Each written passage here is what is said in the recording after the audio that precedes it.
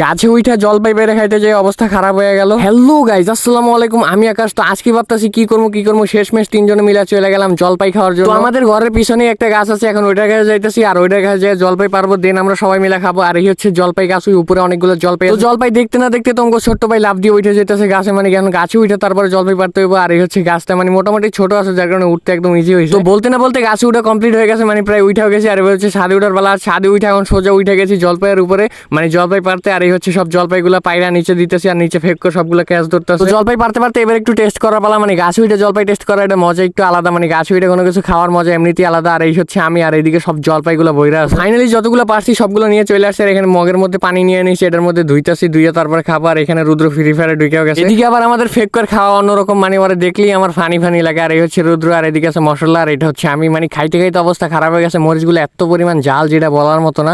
তো আজকের ভিডিও পর্যন্ত টাটা, গুড বাই।